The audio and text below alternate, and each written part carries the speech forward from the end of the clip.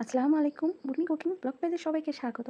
আজকে তৈরি করে দেখাবো সাদামাটা একটা খাবারের প্লেট। এখানে প্রথমেই আমি 2টা কোকা ইলিশ মাছ নিয়েছি। এবার এখানে দিয়ে দিব স্বাদমতো লবণ এবং হাফ চামচ হলুদ গুঁড়া এবং 1 চামচ মরিচ গুঁড়া দিয়ে খুব ভালোভাবে আমি এই মাছটা ম্যারিনেট করে নিব। ম্যারিনেট হয়ে গেলে আমি এটা 5 মিনিটের জন্য রেস্টে রেখে দিয়েছিলাম। 5 মিনিট পরে এখানে আমি একটা বেগুন নিয়েছি। বেগুন আমি খুব ভালোভাবে ধুয়ে লবণ, হলুদ এবং মরিচের গুঁড়া মাখিয়ে নিয়েছি। অন্য একটা সাইডে আমি ফ্রাই প্যানে পরিমাপ মতো তেল দিয়েছি। এবার এই মাছগুলো আমি ভেজে নেব। যখন এক পাশ লাল লাল হয়ে আসবে তখন আমি উল্টিয়ে নেব। এইভাবে আমি মাছটা খুব ভালোভাবে ভেজে নেব। মাছটা আমার ভাজা হয়ে গেছে। এবার এক সাইড করে রেখে দিলাম। এবার যেই লবণ, হলুদ, মরিচ মাখিয়ে রাখা বেগুনগুলো আমি এক পাশে ভেজে নেব।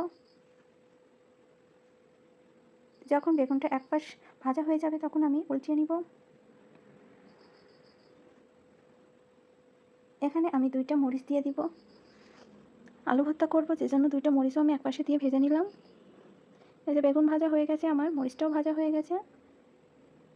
দেখতে পাচ্ছেন কতটা লোভনীয় দেখাচ্ছে। এবার আমি প্লেটটা সাজিয়ে নেব।